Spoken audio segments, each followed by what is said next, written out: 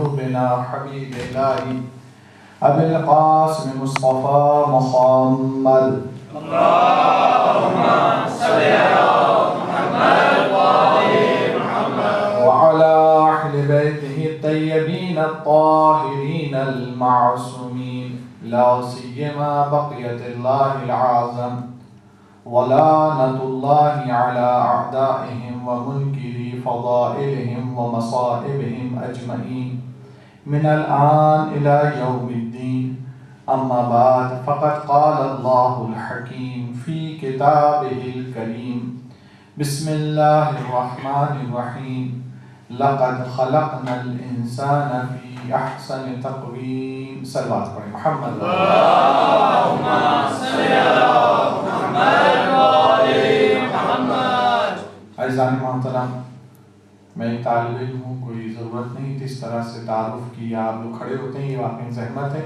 میں اس بات کا قطعاً جو ہوں مجاز نہیں سمجھتا. خداوند متعال سے دعا ہے کہ خداوند متعال آپ تمام حضرات کی عزت اور آپ لوگ کی حفاظت فرمائے اور آپ کے دین اور دنیا میں ترقی عطا فرمائے. عزیزان محترم، آج پہلی محرم ہے اور کل جس موضوع کا آغاز ہوا انسانی کامل و کربلا، اس آیت کے ذیل میں گفتگو ہوگی. خداوند متعال اس آیت میں اشارہ جو فرما رہا ہے وہ یہ کہ لقد خلقنا الانسان فی احسن تقویم، خدا نے بہترین معیاروں پر انسان کو خلق کیا ہے. انسان مخلوق خدا نے تو سب کو خلق کیا ہے. خدا نے پتھر کو بھی خلق کیا ہے، خدا نے چیونٹی کو بھی خلق کیا ہے، خدا نے ملائکہ کو بھی خلق کیا ہے، خدا نے عرش کو بھی خلق کیا ہے، فرش کو بھی خدا نے خلق کیا، آسمان کو بھی، زمین کو بھی، کہکشاں کو بھی، ستاروں کو، سیاروں، سب کو خدا نے خلق کیا ہے. لیکن ان سب نے کسی کے لیے نہیں کہا احسن تقویم پہ خلق کیا ہے. اتنی بڑی گلیکسی جو آپ کے پاس موجود ہے، ملینز و ملینز کے حساب سے موجود ہیں، جو آج موجودہ سائنس کہتی ہیں، ان اتنی وسیع و عریض گلیکسیز کے لیے بھی اللہ تعالیٰ نے کہتے ہیں یہ احسن تقویم ہے میری. لیکن انسان جو 5 فٹ 6 فٹ کا ہوتا ہے، اس انسان کے لیے اللہ تعالیٰ کہہ رہے ہیں کہ میں نے اس کو احسن تقویم پر خلق کیا. کل جو گفتگو ہوئی تھی وہ یہیں تک ہوئی تھی کہ تمام مخلوق میں انسان وہ ہے جس کو اللہ نے حلم سے نوازا ہے، علم سے نوازا ہے، فکر سے نوازا ہے، تعقل سے نوازا ہے، بصارت سے نوازا ہے. خداوند متعال نے اس صفات دی ہیں جو کسی کو خداوند متعال نے نہیں دی. انسان کو وہ صفات دی ہیں. انسان اس لیے خداوند متعال کی بہترین مخلوق ہے، اشرف ترین مخلوق ہے. اور خلق کیوں کیا یہ عرض کر چکا. خلق نہ کرنا ہے وجہ خدا کا کہ خداوند متعال ایک ایسی انسان جیسی مخلوق کو خلق کر سکتا تھا، اور خلق نہ کرتا تو سوال ضرور تھا کہ خدا تو نے خلق کیوں نہیں کیا جو تو کر سکتا تھا. لیکن جب وہ کر سکتا تھا اس نے خلق کر لیا. یقیناً آپ کو سوچ کر بتائیں، اگر خدا تمام مخلوق کو خلق کرتا، ہر خوبصورت سے خوبصورت مخلوق کو خلق کرتا، ہر نازک مخلوق کو خلق کرتا، ہر حساس مخلوق کو خلق کرتا، اس کائنات میں خدا اگر ایک علی کو خلق نہ کرتا تو اس کائنات میں کیا حسن رہ گیا. خدا جب علی جیسے کو خلق کر سکتا تھا، یہ اس کی خدائی ہے کہ خدا انسان کو اس مٹی سے نطفے سے انسان بنا دیتا ہے. وہ خدا کیوں نہ خلق کرے جو ایک نور محمد سے 14 بنا دیتا ہے؟ کیسے نہ کرے؟ جو نہ کرتا تو عیب ہوتا. لہٰذا اس نے کیا. یہی وہ انسان کامل ہیں، یہی وہ شخصیات ہیں جن کو ہم انسان کامل کہتے ہیں. یہ وہ افراد ہیں جن کی اتباع کرنا ہم پر واجب ہے. ہاں، اللہ نے ایسے تقویم کی ایک اشارتاً اور ایک اور مثال دیتے ہوئے قرآن نے کہا یہ ایسے تقویم جو ہے اس کی وجہ کیا ہے. اس لیے کہ تمام مخلوقات میں اس کا جو ہدف خلقت ہے، مقصد خلقت ہے، پرپز خلقت جو اس کا ہے، ایم جو ہے میرا اس کا خلق کرنے کا، وہ یہ ہے کہ یہ میری عبادت کرے. وما خلقت الجن والانس الا لیعبدون. خدا بند متعال کہتا ہے میں نے جن و انس کو عبادت کے لیے خلق کیا ہے، اور اپنی عبادت کے لیے میں نے عبادت کے لیے خلق کیا ہے. انسان کا ہدف اور مقصد جو ہے وہ یہ کہ خدا بند متعال کا قرب حاصل کرے اور اس کی عبادت کو انجام دے. پہلے ذرا محترم عرض کر دوں کہ کوئی بھی چیز کی ارزش، کسی چیز کی اگر آپ کو مارکیٹ میں قیمت معلوم کرنا ہے، آپ کو چاہے وہ نیشنل مارکیٹ ہو، چاہے وہ انٹرنیشنل مارکیٹ ہو، چاہے وہ آپ کے گھر کا مسئلہ ہو، کسی بھی چیز کی قیمت کا معیار کیا اس کی کوالٹی کا معیار کیا ہوتا ہے، اس کی قدر کا معیار کیا ہوتا ہے، اس کی کاسٹ آپ کس چیز پر ادا کرتے ہیں۔ اگر وہ چیز اپنے مقصد خلقت سے ہمآہنگ ہو، جس چیز کے لیے وہ بنائی گئی ہے اس چیز کو وہ ادا کر رہی ہو، اگر وہ نہیں ہے تو وہ چیز یوز لیس ہے۔ مثال کے طور پر آپ جیسے بھی لیپ ٹاپ کے کمپیوٹر کی بات، آپ کمپیوٹر ایک مہنگی چیز ہے، سستی چیز تو نہیں ہے۔ لیپ ٹاپ جو ہے مہنگی چیز ہے، سستی چیز تو نہیں ہے۔ آپ ایک لیپ ٹاپ خریدیں، آئی پیڈ خریدیں، کمپیوٹر خریدیں، اس کا مقصد و ہدف کیا ہے کہ آپ جو اس سے کام لینا چاہتے ہو وہ اس سے کام کر سکیں، لیکن اس کے اندر ونڈو انسٹال ہی نہ ہو، کوئی آپ براؤزنگ کرنا چاہے براؤزنگ ہو ہی نہ سکے، تو آپ بتائیں وہ کمپیوٹر کتنا ہی مہنگا ہوگا اور کتنے ہی آپ نے جہازوں سے خریدا ہوگا۔ آپ یا تو اسے اگر نیا ہوگا تو واپس کر دیں گے، اگر چند سال گزر گئے اس کو کام کرتے ہوئے تو آپ اس کو جو ہے پھینک آئیں گے جہاں پر ریسائیکل کا سامان پھینکا جاتا ہے۔ آپ سے پوچھیں گے کہ بھئی کمپیوٹر مہنگی چیز تھی، آپ نے کیوں پھینک دی؟ اور اس کے برعکس اگر آپ کے گھر میں کام کرتے میں آپ کو چھوٹی سی سوئی مل جائے، نیڈل، لیکن آپ نے اس کو دیکھا جس کی کوئی پینس میں بھی قیمت نہیں ہے، چند پینس کی کئی ساری نیڈلز آتی ہیں، لیکن آپ نے اس نیڈل کو دیکھا، سوئی کو دیکھا، نہیں زنگ آلود نہیں ہے، اس کی نوک ٹوٹی ہوئی نہیں ہے، آپ نے کہا نہیں قابل استعمال ہے، اس سے سیا جا سکتا ہے، لہٰذا آپ اس سوئی کو اٹھا کے رکھ لیتے ہیں، اس کمپیوٹر کو اٹھا کے پھینک دیتے ہیں جس کی قیمت تھی، قدر تھی، جو ایکسپینسو تھا اس کو تو آپ نے پھینک دیا، جو چیپ تھا چیپ بھی نہیں تھا، کوئی قیمت ہی نہیں تھی اس نیڈل کی، لیکن اس کو اٹھا کے رکھ دیا شاید کسی دن کام آ جائے۔ کیوں رکھا، اس کو کیوں پھینکا؟ وجہ یہ تھی کہ وہ لیپ ٹاپ یا وہ کمپیوٹر جو تھا اپنی مقصد خلقت سے ہم آہنگ نہیں تھا، جس چیز کے لیے اس کو خلق کیا گیا تھا وہ کام اور سروس انجام نہیں دے رہا تھا، اور یہ سوئی جس چیز کے لیے خلق کیا گیا تھا اس میں ابھی تک وہ صلاحیت باقی تھی، لہٰذا آپ نے اس کی قیمت نہ ہوتے ہوئے اس کو اہمیت دی اور اس کو رکھ لیا، لیکن اس کو ایکسپینسو ہوتے ہوئے آپ نے جا کے ریسائیکل میں پھینک دیا۔ وجہ بس حضرات محترم یہی ہے، اللہ تعالیٰ قرآن میں انسان کی ارزش بتا رہا ہے، انسان کی قدر بتا رہا ہے، انسان کی قیمت بتا رہا ہے کہ انسان کی قدر و قیمت خدا بند متعال کی عبادت ہے، جو جس طرح سے خدا کی عبادت کرتا چلا جاتا اس کی قدر و قیمت میں اضافہ ہوتا چلا جاتا ہے۔ صلوات پڑھیں محمد وعلی محمد۔ اور اگر انسان عبادت نہیں کرے گا تو وہ بے ارزش ہے۔ ایک انسان اس کے پاس دولت ہو، شہرت ہو، عزت ہو، مکان ہو، پاور ہو، ساری دنیا کی نعمتیں ہوں، اولاد ہو، بیوی ہو، گھر ہو، بار ہو، بچے ہوں، سب کچھ ہو، والدین ہو، لیکن وہ اللہ کا بندہ نہ ہو، وہ عبادت گزار نہ ہو، تو وہ شخص ایسا شخص ہے کہ اس کی دین میں کوئی قدر و قیمت نہیں، اس کے پاس سب نعمتیں ہوتے ہیں، وہ فقیر ہے، کیونکہ وہ اپنے رب کی نعمت سے، اپنے رب کی وہ اطاعت نہیں کرتا، وہ اپنی مقصد خلقت سے ہم آہنگ نہیں ہے، وہ ڈالرز اور پاؤنڈ جمع کرنے نہیں آئے تھے دنیا میں، اللہ نے اس کو بچے پیدا کرنے کے لیے نہیں خلق کیا تھا، اللہ تعالیٰ نے اس کو نوکری اور سروس کرنے کے لیے اسے خلق نہیں کیا تھا۔ اللہ کہتا ہے وَمَا خَلَقْتُ الْجِنَّ وَالْإِنسَ إِلَّا لِيَعْبُدُونِ، میں نے اپنی عبادت کے لیے خلق کیا تھا۔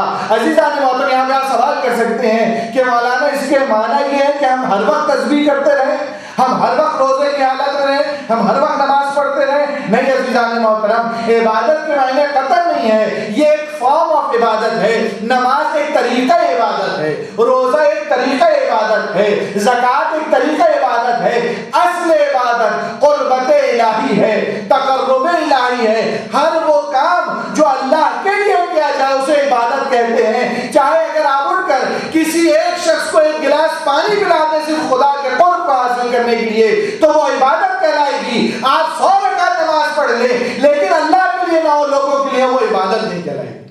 لہذا عبادت نماز پڑھنے کا نام نہیں ہے، عبادت روزہ رکھنے کا نام نہیں ہے، عبادت ہر وہ کام جس میں انسان تقرب الہی، اللہ کی قربت حاصل کرنے کر سکے۔ اور ظاہر ہے جب انسان کوئی مکروہ کام انجام دے یا حرام کام انجام دے اس میں تقرب تو نہیں ہو سکتا، جائز کام میں تو ہو سکتا ہے۔ ایک انسان صرف بسم اللہ پڑھ کر اگر ایک گھونٹ پانی پیے اور اس کے ایک گھونٹ کے بعد دشمنان حسین پر جو ہے لعنت پڑھے اور پھر ایک گھونٹ پیے امام حسین پہ صلوات پڑھے اور اس کے بعد پانی کو رکھ دے، تو چھٹے امام کہتے ہیں اللہ تعالیٰ ایسے شخص پر جنت کو واجب کر دیتا ہے۔ ایک اس نے بسم اللہ پڑھی، ایک اس نے الحمدللہ پڑھی، ایک اس نے اعلان پڑھی اور ایک صلوات پڑھی، تو وہ ایک گھونٹ پانی پینا، چند گھونٹ پانی پینا بھی دین اور عبادت بن جاتا ہے۔ لیکن 100 رکعت نماز بھی پڑھ دینا اگر خدا کے لیے نہ ہو، 1000 مجلسیں کر لینا اگر خدا کے لیے نہ ہو، تو نہ یہ مجالس کام آنی، نہ وہ نماز کام آنے، وہ طواف کام آنے والا ہے۔ اصل عبادت جو ہے وہ خدا کا تقرب ہے، والدین کے حقوق کا خیال رکھنا یہ اللہ کی عبادت ہے، اللہ کے انسان دوسرے انسان کے حقوق کا خیال رکھنا یہ اللہ کی عبادت ہے۔ جو کام اللہ کی عبادت کے لیے انجام دیا جائے وہی عبادت ہے، پوری زندگی جو ہے وہ انسان کی عبادت ہے۔ ایک شخص اہل سنت سے مذہب جعفریہ میں آئے، تو نئے نئے آئے تھے، ظاہر ہے وہاں پہ بہت ساری چیزیں اہل سنت میں نہیں ہیں، ان میں سے ایک چیز دعائیں ہیں۔ جتنی دعائیں آپ کے پاس آئی ہیں ان کے پاس نہیں ہیں، مفقود ہے وہاں پہ دعا نہیں ہے اتنی۔ تو ان کے ہاتھ میں مفاتی تھی، مشہد ان سے ملاقات ہوئی تھی، ان کے ہاتھ میں مفاتی تھی، اور مفاتی لے کر وہ کمرے میں آئے۔ میں تو اس وقت شاید 2 سال ہوئے تھے یا پہلے ہی سال تھا، میں نے تو کوئی جواب نہیں دیا تھا، لیکن میرے ساتھ جو استاد ہمارے موجود تھے زیارت کے لیے گئے تھے، ان سے اس نے سوال کیا، اور سوال یہ کیا، کہا یہ مفاتی میں نے تقریباً پڑھی ہے، عمل نہیں اس پہ کیا، پڑھی ہے۔ کہا یہ وہ کتاب ہے، اس کو انسان بالکل بیکار آدمی ہو، جاب لیس آدمی ہو، فالتو آدمی ہو، اس کے پاس پلینٹی آف ٹائم موجود ہو تو وہ اس کتاب پر عمل کرے۔ اتنے بڑے بڑے اعمال، صبح کی یہ دعا، رات کی دعا، شام کی یہ دعا، فلاں شب کے یہ اعمال، فلاں رات کے وہاں، فلاں دن کے وہ عمل، فلاں گھنٹے پہ یہ پڑھنا ہے، فلاں ساتھ میں پڑھنا ہے، زوال پہ یہ پڑھنا ہے، غروب پہ یہ پڑھنا ہے، طلوع پہ یہ پڑھنا ہے، فجر میں یہ پڑھنا ہے، سحر میں یہ پڑھنا ہے، افطار میں یہ پڑھنا ہے۔ کہہ رہے انسان بس یہی کرنے کے لیے آئے دنیا میں، صرف مفادی کا اگر ہم عمل کریں۔ وہ سنی سے شیعہ، اس کو نہیں پتا تھا اتنی بات مذہب جعفری کو، لیکن اب تک وہ گہرائی اور گہرائی تک مذہب کے نہیں پہنچا تھا۔ اس نے ڈالے میں سے پوچھا، کیا اس کے معنی انسان جاب لیس ہو جائے، بیکار ہو، تو اس مفادی پہ عمل کر سکتا، ورنہ تو اس پہ ہم عبادت کر ہی نہیں سکتے۔ تو میں نے کہا تم حکمت کو نہیں سمجھے، تم حکمت کو نہیں سمجھے کہ حکمت کیا ہے۔ یہ ہمارے ائمہ اطہار نے یہ 24 آورز کو پیک کیوں کر دیا عبادات سے اور دعاؤں سے اور ذکروں سے اور نمازوں سے؟ کہا کیوں؟ پھر انہوں نے مثال دی، کہا تم جب تہران سے مشہد آ رہے تھے تو تم نے دیکھا تھا ہر گھنٹے میں ٹرین مشہد آتی ہے تہران سے، جو تہران دارالحکومت ہے اور مشہد جو ایک زیارتی شہر ہے، تو کہا ہر گھنٹے میں ایک ٹرین آتی ہے۔ کہتے اسی طرح جہاز بھی ہر گھنٹے میں آتا ہے۔ کہتا بسیں جو ہیں ہر گھنٹے میں 3 سے 4 بسیں تہران سے چلتی ہیں مشہد کے لیے۔ تو کہنے اس کے معنی کیا یہ ہیں کہ تم ہر بس پہ سوار ہو جاؤ، تم ہر ٹرین پہ سوار ہو جاؤ، تمہیں کہ مشہد آنا ہو تم ہر جہاز پہ سوار ہو جاؤ؟ کہا نہیں۔ کہا اپنی ہر گھنٹے میں کیوں رکھی ہے، ہر ساتھ میں کیوں رکھی ہے؟ کہا اس لیے رکھی ہے کہ جس کو جس وقت مناسب ہو، جس کے پاس جس وقت ٹائم ہو، جس کا جو ٹائم ٹیبل سوٹ کر رہا ہو، وہ اس ٹرین کو پکڑ کے امام رضا کی زیارت میں پہنچ جائے۔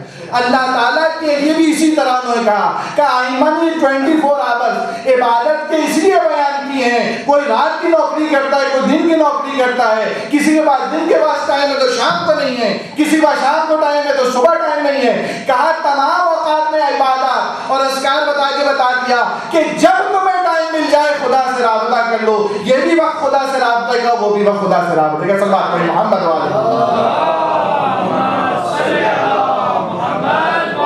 اس کے معنی یہ تھوڑی کہ انسان ہر وقت عبادت کرتا رہے، پھر اور کام کب کرے گا؟ پھر گھر کے حقوق کب ادا کرے گا؟ پھر بچوں کے حقوق کون ادا کرے گا؟ پھر آفس کے حقوق کون ادا کرے گا؟ وہ سارے کام کرنا ہے۔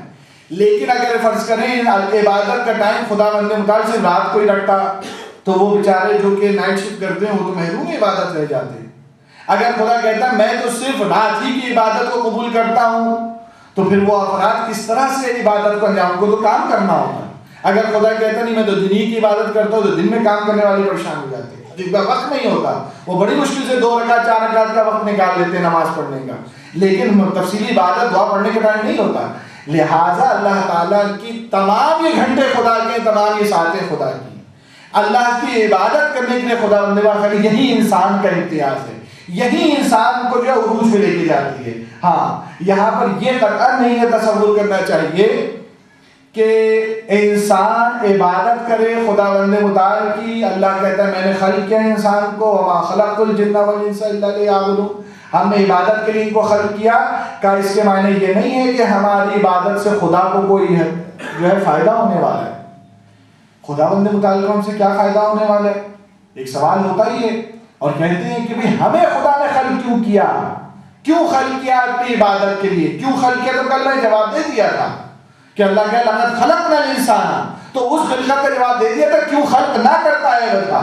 لیکن اب آج جو بیان ہے وہ یہ ہے کہ خدا نے عبادت کے لیے خلق کیا، تو خدا کو ہماری عبادت سے کیا بینیفٹ ملتا ہے؟ خدا کو ہماری عبادت سے کیا فائدہ ہوتا ہے؟ خدا بندے متعال کو کیا ضرورت ہے ہماری عبادت کی؟ تو عزیزان محترم یہ ہمارا گمان اور وہم ہے۔ خدا کو نہ ہماری عبادت کی ضرورت ہے، نہ اسے کوئی بینیفٹ ملتا ہے، نہ اسے کوئی فائدہ ملتا ہے، نہ اس کی خدائی میں اضافہ ہو جاتا ہے، یہ کچھ نہیں ہوتا۔ آیت کراچی نے بہت اچھی سی بات کہی اور ایک مثال دے کے بات کو وضاحت کہا کہ نہیں، خدا بندے متعال کو تو کوئی فائدہ نہیں ہوتا ہماری عبادت کرنے سے انسان میں انسانیت آ جاتی ہے، انسان میں تواضع آ جاتی ہے، انسان میں جو ہے ہمبلنس آ جاتی ہے، یہ عبادت کا فائدہ ہے۔ کہ خدا کو کیا ہونے والا؟ تو مثال بھی بہت کہنے لگے کہ آج کل تو آپ جانتی ہے جو سورج کی انرجی ہے اس کی فوائد آج آپ جانتے کتنے زیادہ، تو سولر سسٹم کے بن چکا ہے، بچائیں آپ بجلی یا سولر سسٹم چلائیے، بہت فوائد ہے سورج کی روشنی کے۔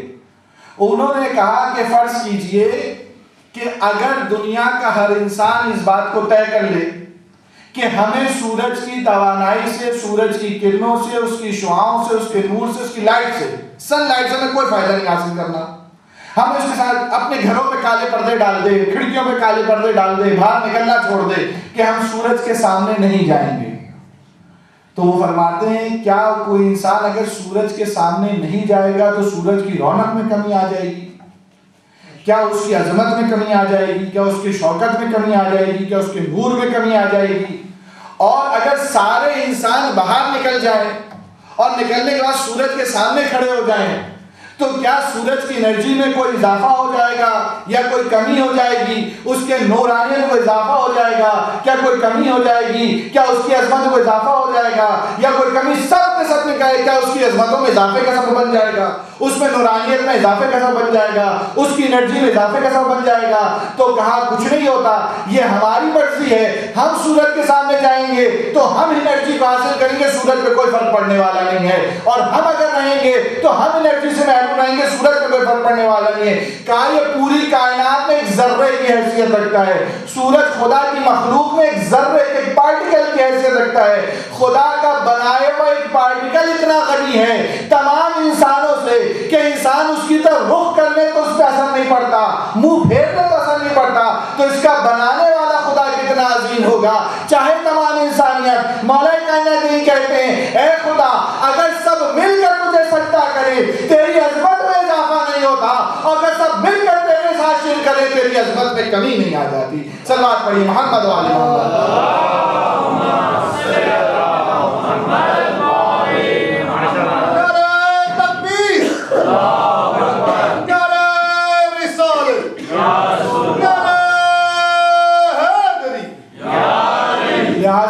محترم یہ اصل میں انسان ہے، جب وہ خدا بند متعال کی عبادت کرتا ہے اس میں ہمبلنس پیدا ہوتی ہے، اس کے اندر تواضع پیدا ہوتی ہے، یہ انسان کی فطرت ہے۔ دیکھیں عبادت جو ہے وہ فطری چیز ہے، یہ شریعت کا حکم نہیں ہے۔ عبادت کیا ہے؟ وے آف تھینک ہے، ایک تھینک کرنے کا طریقہ ہے۔ تو آپ مجھ کو یہ بتائیے کبھی اگر آپ سے کئی مرتبہ ایسا ہوا ہوگا کہ آپ کو کوئی نمبر لکھوانا چاہ، کوئی ایڈریس لکھوانا چاہ، آپ کے پاس پین نہیں ہے تو آپ کیا کرتے ہیں؟ برابر سے بورو کرتے ہیں، کہتے ہیں ذرا بورو کر لیتے ہیں، کہتے ہیں پین دے دیں آپ مجھے، وہ پین دیتا ہے آپ کو، آپ اس سے نمبر لکھتے ہیں، ایڈریس لکھتے ہیں، اس کو تھینک یو کر کے واپس کر دیتے ہیں۔ تو آپ نے اس کا پین جو 1 پاؤنڈ کا بھی شاید نہیں تھا اور جس کی انک چند پینس کی بھی نہیں تھی، وہ آپ نے چند سیکنڈ کے لیے لیا تھا، چند آداد لکھنے کے لیے، تو کتنی انک لگ گئی اس میں؟ لیکن آپ کی فطرت تقاضا کرتی ہے کہ اس کا تھینک کرو، تم نے اس کا پین لیا ہے، اس کی انک استعمال کی ہے، جتنی دیر سیکنڈوں میں تم نے کام کیا ہے اور بہت حقیقی چیز تم نے استعمال کی ہے، تو بھی فطرت کہتے ہو کہ انسان نہیں کرتا تو اس کو کلچر انسان نہیں کہتے، ان کو انسان نہیں کہا جاتا، کہتے کتنا روڈ انسان ہے، کتنا بد سلیقہ انسان ہے کہ ایک نے ہیلپ کی، اس نے ہیلپ پر پلٹ کے تھینک بھی نہیں کیا اس کا۔ تو عزیزان محترم انسان ذرا سی انک اگر کسی کی استعمال کرے چند سیکنڈ کے لیے تو انسان کی طبیعت کہتی ہے اس کا تھینک یو کرنا چاہیے۔ وہ انسان جب پیدا ہوا تھا اس وقت سے لے کے آج تک رزق کسی کا کھا رہا ہو، سانس اس کے امر سے لے رہا ہو، دیکھ اس کے امر سے رہا ہو، جسم اس نے عطا کیا ہو، آنکھیں اس نے عطا کی ہیں، زبان اس نے عطا کی ہے، چلنے کا طریقہ اس نے سکھایا، بولنے کی قدرت اس نے دی، کھانے کی طاقت اس نے دی، تمام رزق اس نے دیا، زمین اس نے دی، آکسیجن اس نے دی، فرش اس نے دیا، آسمان، جو تمام نعمتوں کا بکھرا ہو اور انسان اس میں زندگی گزارے، پھر اس خدا کا شکر نہیں کرنا چاہیے، پھر اس خدا بند متعال کا تھینک نہیں کرنا چاہیے۔ یہ عبادت اسی کا تھینک ہے۔ یہ اصل میں تو اللہ کی دی ہوئی نعمتیں ہیں، یہ اللہ کی دی ہوئی نعمتیں ہیں جن کی بنا پر شکر کیا جاتا ہے۔ یہی وجہ عزیزان محترم جب امام سجاد کو بہت کثرت کے ساتھ لوگوں نے عبادت کرتے ہوئے دیکھا تو لوگوں نے کہا آپ امام وقت ہے، خدا نے آپ کو اتنا بڑا مقام دیا، آپ اتنا گریہ کیوں کرتے ہیں، اتنی اس کی عبادت کیوں کرتے ہیں؟ تو امام سجاد نے روایتیں تینوں علیحدہ علیحدہ میں ایک ساتھ بیان کر رہا ہوں۔ امام علیہ السلام فرماتے ہیں، کہتے ہیں کہ تو نے میرے دادا علی کی عبادت نہیں دیکھی، تو آج مجھ پہ جو اعتراض کر رہا ہے وہ اس لیے کر رہا ہے تو نے میرے دادا علی کی عبادت نہیں دیکھی۔ اگر میرے دادا کی عبادت دیکھی ہوتی تو میری عبادت پہ اعتراض نہ کرتا اور میری عبادت جو سوال نہ کرتا۔ یہ ہے عبادت کا معیار کہ اپنی عبادت کو عبادت نہ سمجھنا۔ لیکن یہی سوال عزیزان محترم امام علی سے کیا گیا جب اللہ صلی اللہ علیہ جب امام علی علیہ السلام سے کیا گیا کہ مولا اتنی عبادت، آپ شاہ لا فتح ہیں، آپ جو ہیں خیبر شکن ہیں، آپ بت شکن ہیں، آپ پہ جو ہے اللہ نے اتنے فضائل و کمالات آپ کو دیے ہیں، اتنی عبادت کیوں کرتے ہیں آپ؟ کیوں عبادت؟ اتنا خوف کس بات کا؟ تو کہا کہ تم میری عبادت کو دیکھ رہے ہو، تم نے میرے بھائی رسول اللہ کی عبادت کو نہیں دیکھا، تم نے رسول کی عبادت کو نہیں دیکھا۔ اگر تم نے رسول کے تواضع کو دیکھا ہوتا، ان کے زرد ہونے کو دیکھا ہوتا، ان کی کیفیت عبادت کو دیکھا ہوتا، تم اس طرح سے مجھ سے نہ کہتے۔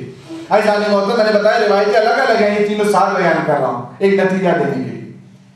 پیغمبر اسلام سے پوچھا انہی کی زندگی میں، کیونکہ خدا بند متعال بھی کہتا ہے نبی اتنی عبادت تو نہ کرو، ورم آ جاتا تھا پیغمبر اسلام کے جب عبادت کرتے تھے۔ تو کسی کا آپ خاتم الانبیاء ہیں، آپ سردار الانبیاء ہیں، اللہ تعالیٰ نے آپ کو بہت بڑا نبی بنا کے بھیجا، تو فرمایا کہ آپ اتنی عبادت کرتے ہیں اتنے خوف کے ساتھ، تو آپ کو کس بات کا خوف ہے؟ تو انہوں نے کہا، پیغمبر اسلام نے جواب دیا، کیونکہ پیغمبر سے تو کوئی فضیلت والی شخصیت نہیں تھی، پیغمبر اس کی طرف ریفر کر دیتے۔ کہا پیغمبر اسلام نے کہا تو نے میری عبادت کو دیکھا ہے لیکن اس کی عطاؤں کو نہیں دیکھا۔ اگر تو یہ جانتا اس نے مجھے عطا کتنا کیا تو پھر تو دیکھتا مجھے عبادت میں نے اس کی عطا سے کم کی۔ صلوات پڑھی محمد والے بس عزیزان محترم فرق پتہ چل گیا کہ ہم عبادت اگر کرتے ہیں اور ہماری عبادتوں کا ہدف جو ہوتا ہے وہ جنت کی تحصیل ہوتا ہے، وہ عذاب جہنم سے بچنا ہوتا ہے، وہ اپنے قبر کے لیے سامان مہیا کرنا ہوتا ہے، ہماری عبادت خدا سے کچھ حاصل کرنے کے لیے ہوتی ہے، اور اہل بیت کی عبادت حاصل کے لیے ہوتی ہے، اللہ نے ان کو دیا ہوتا ہے اس عطا پہ شکرانے کے لیے ہوتی ہے۔ صلوات پڑھی محمد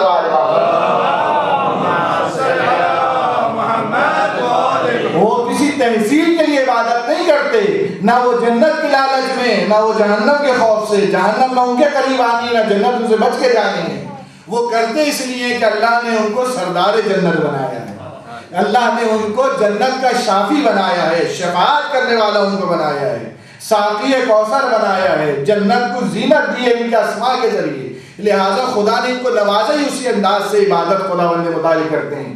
انسان اس دنیا میں اسی کے تقرب کو حاصل کرنے کے لیے اور اسی کی عبادت کرنے کے لیے آیا ہے۔ لیکن عزیزان محترم ہوتا یہ ہے، کبھی اگر آپ غور کریں انسان عبادت کرتا ہے، ہم دیکھتے ہیں بہت سارے نمازی ہوتے ہیں، نماز پڑھتے ہیں اس کے باوجود گالی گلوچ کر رہے ہوتے ہیں، روزہ رکھتے ہیں اس کے بعد مارکیٹ میں جائیں آپ بڑی بڑی داڑھی بھی رکھی ہوتی ہے لیکن فراڈ کر رہے ہوتے ہیں، وہ لین دین کر کے دیکھ لیجیے آپ، روزہ کا ایک قضا نہیں ہوگا ساری عمر، نماز ایک منٹ لیٹ نہیں پڑھیں گے، لیکن مارکیٹ میں بیٹھ کر وہ 2 نمبر کام کر رہے ہوں گے، چرس بھی بک رہی ہوگی، غلط کام بھی کر رہے ہوں گے۔ تو یہ کیسی عبادت ہے؟ عبادت کے لیے خدا نے خلق کیا ہے لیکن اس کے باوجود تقرب الہی تو حاصل نہیں ہو رہا. بہت سارے آپ کو ملیں گے فرش اعضا پہ لوگ آتے ہوں گے, مجالس کرتے ہوں گے, پھوٹ پھوٹ کر امام حسین پہ روتے ہوں گے. کس بات پہ کہ امام حسین پہ ظلم ہو گیا؟ فرش اعضا سے بھاگ جاتے ہیں تو دوسرے پہ ظلم شروع کر دیتے ہیں. نظر نہیں آتا کیا؟ ایسا نہیں ہوتا ہمارے درمیان؟ ہوتا ہے. تو پھر یہ کیسی عبادت ہے؟ یہ کیوں اثر نہیں ہوتا؟ ایسا نہیں ہوتا. اصل میں اللہ نے مقصد اور پرپس ہدف تو یقیناً اللہ نے اپنی عبادت کو قرار دیا, لیکن وہ عبادت جو ہے وسیلہ ہی ہے. اس مقصد, اس کو خود مقصد نہیں بنایا, اس مقصد تک پہنچنے کا ایک وسیلہ قرار دیا ہے, جسے میں نے عرض کیا تقرب الہی. اللہ کے تک قرب حاصل کر, تو ہو سکتا ہے نماز پڑھے لیکن نماز اسے قرب کا سبب نہ بنے, وہ روزہ رکھے لیکن اللہ کے تقرب کا سبب نہ بنے, کوئی عزاداری کرے پھر بھی جناب سیدہ سے کی خوشنودی کا سبب نہ بنے. ممکن ہے یہ بات, بہت اچھی طرح سے آپ سب جانتے ہیں, ضروری نہیں ہے. لیکن یہ کیوں ایسا ہوتا ہے؟ اس کی وجہ یہ سب کچھ وسیلہ ہے خدا تک پہنچنے کا. یہ فرش اعضا وسیلہ ہے خدا کے قرب کا, یہ نماز پڑھنا وسیلہ ہے خدا کے قرب کا, یہ حج کرنا وسیلہ ہے خدا کے قرب کا. لیکن اصل قرب جو ہے, اصل جو ہے وہ انسان کے اندر بندگی کا پیدا ہو جانا ہے. دیکھیں جو عبادت کرتا ہے اس سے کیا حاصل ہوتا ہے؟ عبادت کرنے والے کو عابد کہا جاتا ہے. تو عابد کبھی عاصی بھی ہو سکتا ہے, آپ عبادت کرنا جو گناہ بھی کر سکتا ہے. جیسے میں کہوں سچ بولنے والا جھوٹ بھی بول سکتا ہے. جو شخص سچ بولتا ہو تو کبھی کیا جھوٹ نہیں بول سکتا؟ جھوٹ بول سکتا ہے. اگر کوئی شخص عادل ہو تو کیا وہ ظلم نہیں کر سکتا؟ نہیں, ظلم کر بھی سکتا ہے, تو عادل اس کے باوجود ظلم کر سکتا ہے. ایک شخص عالم ہو لیکن جاہل والی بات کر سکتا ہے, اشتباہ کر سکتا ہے, غلطی کر سکتا ہے. عالم چاہے ہو کر سکتا ہے, کیونکہ یہ عالم ہو چاہے وہ عادل ہو چاہے وہ عابد ہو, وہ کچھ بھی ہو جائے, یہ کرنے والا آدمی جو ہوتا ہے وہ کچھ بھی اس کے برعکس کر سکتا ہے. عابد عبادت کرنے والا گناہ کر سکتا ہے. خدا بند متعال نے عبادت کے لیے خلق کیا ہے, لیکن خدا بند متعال کہتا ہے کیا قرآن میں سورہ یاسین میں کہتا ہے ان اعبدونی ھذا صراط مستقیم, میری عبادت نہیں کہتا, خدا کہتا ہے میری عبودیت, میری بندگی جو ہے وہ صراط مستقیم ہے. عابد اور ہوتا ہے, بندگی اور ہوتی ہے. جیسے عزیزان محترم سچ بولنے والا جھوٹ بول سکتا ہے لیکن سچائی کبھی جھوٹ نہیں ہو سکتی. عادل آدمی کبھی ظلم کر سکتا ہے لیکن عدالت کبھی ظلم نہیں ہو سکتی. عالم کبھی جہل کی بات کر سکتا ہے لیکن علم کبھی جہل نہیں ہو سکتا. اسی طرح عابد کبھی عاصی بن سکتا ہے لیکن جو عبد بن جائے, عبودیت کی منزل پر آ جائے, جو عبد خدا بن جائے, وہ کبھی بھی گناہگار نہیں ہو سکتا. خدا کہتا ہے اصل مقصد یہ عبودیت ہے تمہیں حاصل کرنا. اس کو مثال دے تو شاید نوجوانوں کو سمجھ آ جائے. عزیزان آپ یہاں سے نوٹنگھم سے لندن جانا چاہیں, بہت ساری سڑکوں میں نکلیں گے, ہر سڑک آپ کو لندن ہی پہنچا دے گی, لیکن ہر یہاں سے نکلنے کے لیے جتنی راستے میں چھوٹی بڑی سڑکیں آئیں گی آپ کو ہر ایک کی ضرورت ہے. لیکن اس بات کی ضمانت نہیں ہے سڑکیں پہنچا بھی دیں, اس بات کی خطر سمائیں آپ کو لندن تک پہنچا دیں. لیکن فرض کریں, مجھے یہاں سے روٹ نہیں پتا, جتنا پتا وہ بتا رہا ہوں. فرض کریں آپ نے M1 ساؤتھ کو فالو کر لیا, آپ کسی طرح M1 ساؤتھ تک پہنچ گئے, تو اب آپ وہاں چاہے آہستہ چلیں چاہے تیز چلیں, ایک دن آپ لندن پہنچ ہی جائیں گے, وہاں سے نہیں بھٹکیں گے. جب آپ نے M1 ساؤتھ کا فالو کر لیا تو وہ لندن جا رہی ہے. یہ نماز, روزہ, حج, زکات, خمس, جہاد, مجلس, تمام چیزیں جو ہیں یہ اللہ کے راستے, سبیلیں ہیں, فی سبیل اللہ, جو یہ سبل ہیں, سارے یہ راستے ہیں, لیکن یہ صراط مستقیم نہیں ہے. صراط مستقیم عبودیت ہے. عابد جو ہوتا ہے وہ راستوں پہ ہوتا ہے, اے فارم پہ بی فارم والی روڈوں پہ ہوتا ہے, اس کا یقینی نہیں ہوتا کہ وہ پہنچ بھی جائے گا مقصد تک, لیکن جو موٹر وے پہ پہنچ جائے, مین روڈ تک پہنچ جائے, صراط المستقیم تک پہنچ جائے, یقیناً وہ شخص جو ہے خدا بند متعلق پہنچ جاتا ہے جس میں عبودیت آ جائے. بات پڑھی محمد و آل محمد پر, جس کے اندر عبودیت آ جائے. اور عبودیت ہوتی ہے ایسی چیز ہے, عبد وہ ہوتا ہے, عابد میں نے کہا عاصی ہو سکتا ہے لیکن عبد کبھی گناہ نہیں کر سکتا. جو عبد ہے, جو عبودیت آ گئی اس میں گناہ نہیں کر سکتا. وہ ایسا ہو جاتا ہے, وہ عبودیت حاصل کرتے کرتے خود صراط بن جاتا ہے. جس طرح سے بعض ہم اپنی دنیا میں بھی کوئی سی صفت ہوتی ہے کسی اور چیز کو دے دیتے ہیں کیونکہ ہمیشہ ساتھ رہنے کے بنا پر۔ مثلا کہتے ہیں دریا بہہ رہا ہے، تو آپ صحیح بتائیے دریا کبھی بہتا ہے؟ دریا تو نہیں بہتا، پانی بہتا ہے اس میں، دریا کیسے بہ سکتا ہے؟ دریا اپنی جگہ پر رہتا ہے، دریا نہیں بہتا۔ یا آپ کہتے ہیں مثال گھر میں، اب یہاں تو ٹنکیاں نہیں ہوتی، پاکستان میں ٹنکی ابل گئی، ٹنکی نہیں ابلتی ہے، وہ تو لوہے کی بنی مٹی کی بنی، وہ کیسے ابل جائے گی؟ اس میں پانی ابل جاتا ہے۔ لیکن اتنا ہر وقت ساتھ رہتا ہے کہ آپ نے مٹکے کی ٹنکی کی مثال جو ہے پانی کو دے دی، پانی کی مثال اس کو دے دی۔ آپ نے کہا دریا بہ رہا ہے، حالانکہ دریا نہیں پانی، کیونکہ ہمیشہ دریا کے ساتھ پانی رہتا ہے، بہتا رہتا ہے، تو آپ نے مثال ادھر سے ادھر کر دی اور یہ محاورے میں صحیح بھی رہتا ہے۔ وہ بندہ عزیزان انسان کامل کو سو کہتے سنیے، جو خدا بندے متعال کی منصب عبودیت تک پہنچ جائے، جو خدا کے عبد خالص ہو جائے، اور خدا یہ کہتا ہے اعبدونی ھذا صراط مستقیم، یاد رکھو میری عبودیت جو ہے، میری عبودیت کا حاصل کرنا ہی صراط مستقیم ہے۔ جب پیغمبر اسلام سے پوچھا گیا رسول اللہ سے کہ یا رسول اللہ یہ صراط مستقیم کیا ہے، پیغمبر نے کہا اس کو مجسم اگر دیکھنا چاہتے ہو، کچھ لحظے انتظار کیا، اتنے میں امیر المومنین والد ہوئے، کہا ھذا صراط مستقیم، اگر خدا تک جانا ہے تو علی بن ابی طالب خدا کا راستہ ہے۔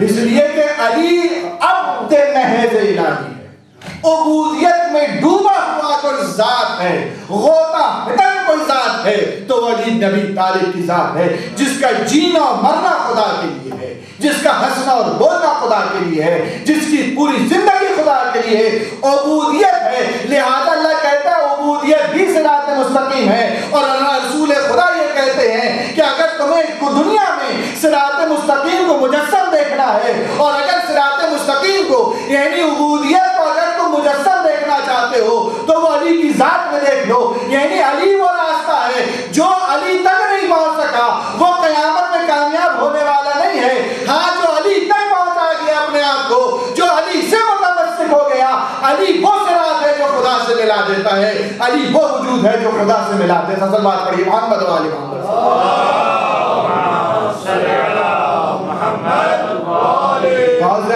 جب انسان عبودیت میں ڈوب جاتا ہے تو ہمیں سمجھ آیا النظر الی وجہ ابن علی ابی طالب عبادہ۔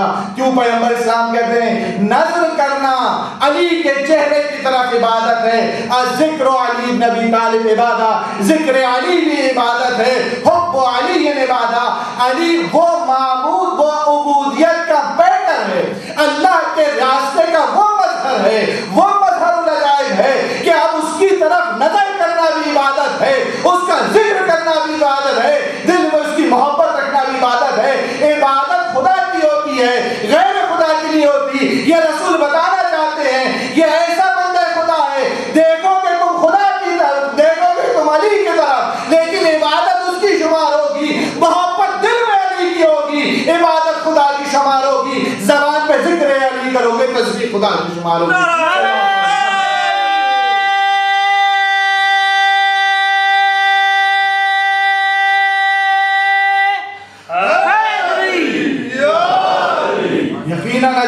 امیر المومنین کی جو ذات، اس لیے تو ہر جہت سے وہ عبادت نہیں ہے، اور تمام عبادتوں کا معیار علی بن ابی طالب کی ذات ہے۔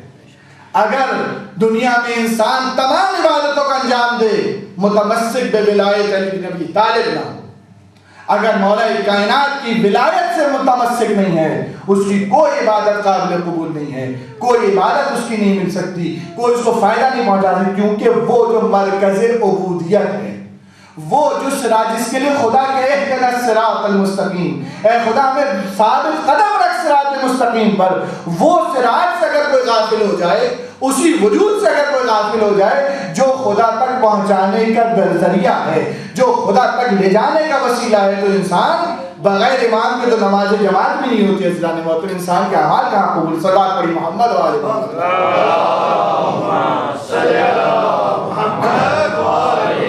لہذا عبادت جو ہے وہ یقیناً انسان کا وہی امتیاز ہے، اور انسان جو احسن تقویم پہ خلق کیا گیا ہے اس کا سبب جو ہے وہ یہی ہے کہ اللہ نے اس کو جو کل عرض کیا تھا کہ ول کے ساتھ یہ عبادت کرتا ہے۔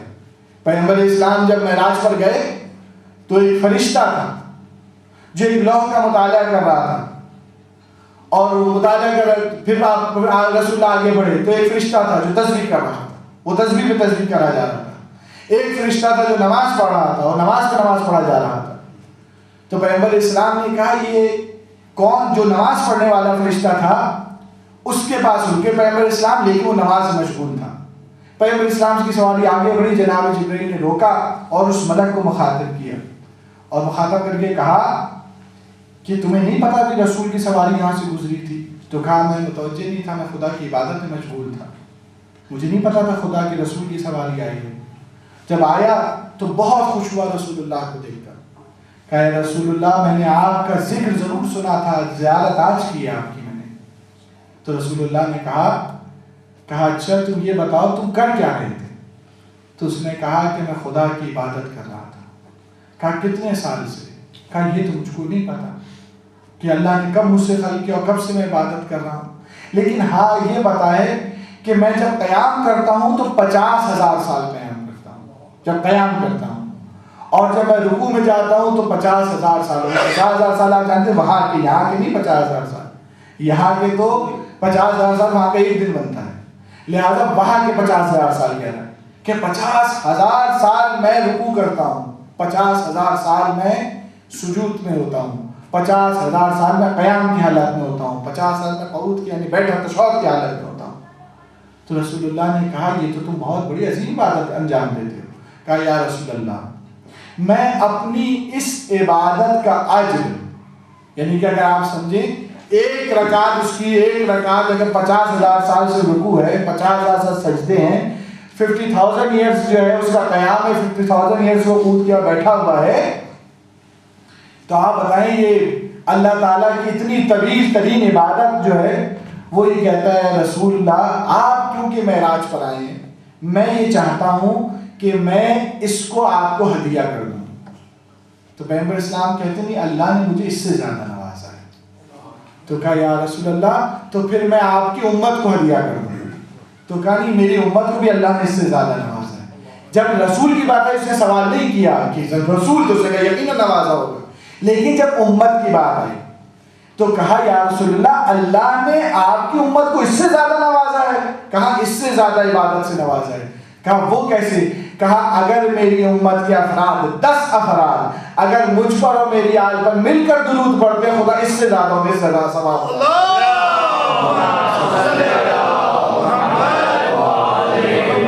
کہا اگر میری آل پر مجھ پہ اگر درود مل کے 10 افراد پڑھ لیتے ہیں تو خدا اس سے زیادہ ثواب دیتا ہے جو تمہیں اس نماز کا ثواب عطا کیا ہے۔ تو اس لیے کہ ملائکہ کا ثواب علیحدہ کا عرض کیا تھا، انسان کا ول کے اوپر ہے، ہر چیز ول کے اوپر ہے۔ میں آپ کی جیب سے ہاتھ ڈال کے 100 پاؤنڈ کسی کو خیرات کر دوں، آپ میری جیب میں ہاتھ ڈال کے 200 پاؤنڈ خیرات کر دوں، اس کا کوئی فائدہ نہیں ہے، لیکن میں اپنی جیب سے اگر 1 پاؤنڈ خیرات کر دوں اس کا زیادہ فائدہ ہے، اس کا ثواب بھی زیادہ ہے۔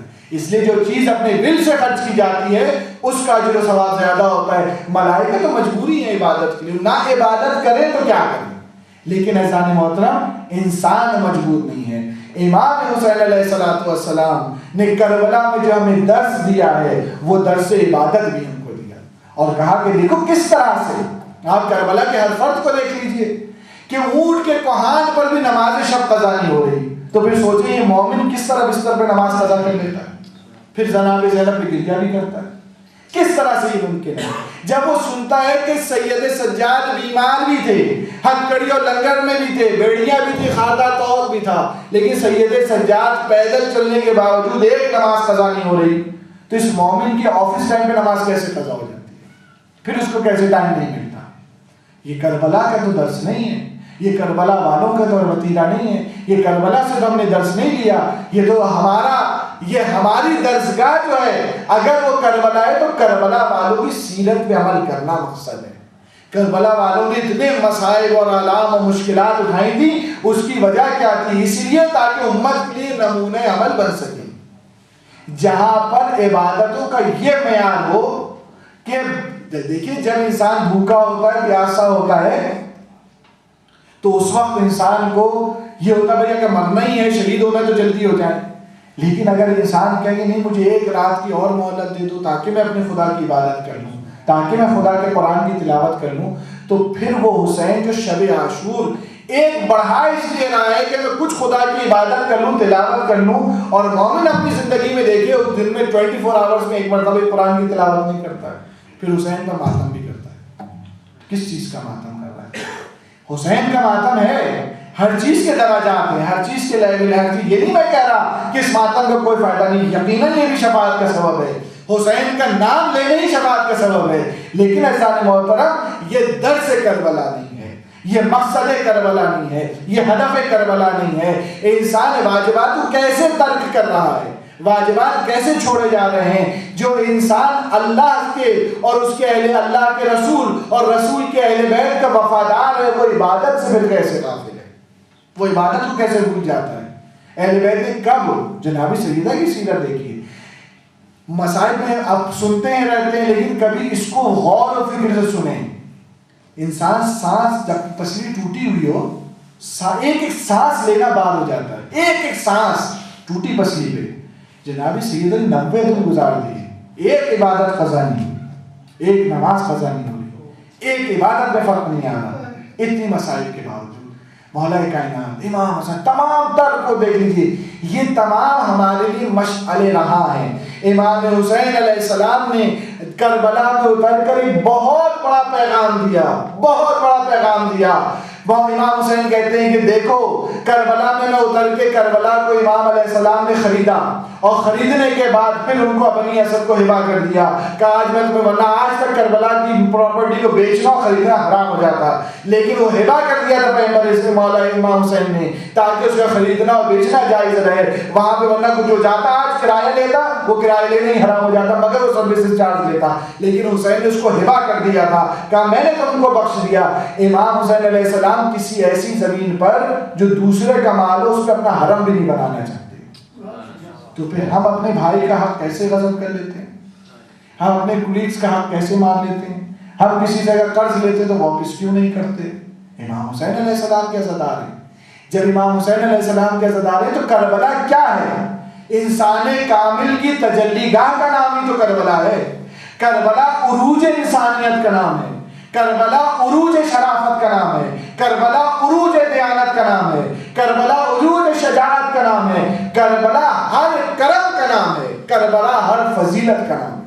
کربلا میں ہر وہ چیز جو زندگی میں ہمیں ضرورت تھی امام حسین نے ہم کو وہاں پر دے دی، اور امام حسین نے اتنی بڑی مصیبت اٹھائی، اتنی بڑی مصیبت۔ آپ دیکھیں کل میں عرض کر رہا تھا کہ امام حسین علیہ السلام کی زیارت، ان کی زیارت کا ثواب، پھر سجدہ رکھنا، مٹی، پوری دنیا کی مٹی، آپ لندن کی مٹی میں سجدہ کرنا جائز ہے، ناٹنگھم کی مٹی میں سجدہ کرنا جائز ہے، سجدہ کرنے میں کوئی مسئلہ، لیکن کہیں تو یہ ممکن نہیں ہے، یہ خدا نہیں چاہتا، یہ ائمہ نہیں چاہتے۔ حسین کی خاص فضیلت ہے، حسین کے خاص مقام ہے، اور وہ مقام خدا نے جو دیا ہے ان مسائل کے مقابلے میں دیا جو حسین نے کربلا میں برداشت کی، ان مشکلات کے لیے دیا اللہ نے، ورنہ فضیلت تو رسول اللہ کی زیادہ ہے، مولا کائنات کی زیادہ ہے، جناب سیدہ کی زیادہ ہے، لیکن امام حسین علیہ السلام کو ابھی کیا فلسفہ انشاءاللہ یہ بیان کروں گا کہ ان بلاؤں کے ذریعے ہمیں کیا ملتا ہے، لیکن ہاں امام حسین علیہ السلام نے اللہ نے وہ منصب ہے۔ چھٹے امام کے پاس ایک شخص آتا ہے، چھٹے امام بیمار تھے، خود نہیں آتا، امام بیمار تھے، امام نے بلایا اپنے غلام کو، کہا کہ مدینے میں تھے امام نے کہا کہ کوئی ہے جو نائب الزیارہ ہو جائے میری طرف سے میرے جد کا، تو اس نے کہا ٹھیک ہے مولا۔ وہ غلام باہر جاتا ہے، ڈھونڈتا ہے کہ بھئی امام کی طبیعت خراب ہے اور امام یہ چاہتے کہ نائب الزیارہ ہو کربلا، تو یہ اس وقت فلائٹیں تو نہیں جاتی تھی کربلا، اس وقت پلین تو نہیں جاتے تھے، چند گھنٹوں پہنچ جاتے تھے، ظاہر لوگ گھوڑوں پہ جاتے چند دن لگتے تھے اس وقت کربلا پہنچنے میں، لہٰذا وہ شخص کہتے ایک شخص مل گیا فوراً ہی، کہا میں جاؤں گا، ایک تو امام حسین کی زیارت، وہ بھی امام صادق کے نائب بن کے، وہ بھی امام کے حکم پہ، اس سے بڑی کون سی زیارت ہوگی؟ کہا میں جاؤں گا امام کی زیارت پر اور امام کا نائب بن کر، لیکن اس نے کہا اس سے پہلے مجھے، اس نے کچھ رقم دی، غلام نے کہا یہ رقم ہے تمہارا خرچہ ہے جو امام نے دی، جا کے زیارت کرو۔ اس نے کہا نہیں جانے سے پہلے امام سے ملوں گا۔ کہا چلو مل لو۔ کہا میں امام سے سوال کرنا چاہتا ہوں۔ کہا کر لو سوال۔ امام کے پاس ہے، کہا مولا آپ مستجاب الدعا نہیں ہیں، کیا آپ اگر اپنی بارگاہ اللہ کی بارگاہ میں ہاتھ اٹھائیں تو کیا آپ کی دعا قبول نہیں ہوگی؟ تو امام نے کہا یقیناً ہم سب مستجاب الدعا ہیں، لیکن میں مقام حسین سمجھانا چاہتا ہوں، حسین کا مقام اتنا بلند ہے کہ اگر وہاں جا کر کوئی میرے لیے بھی دعا کرتے تو میں افتخار سمجھتا ہوں کہ خدا نے بارگاہ حسینی میں صادق کے لیے دعا کو سنا ہے۔ صلوات پڑھی محمد والے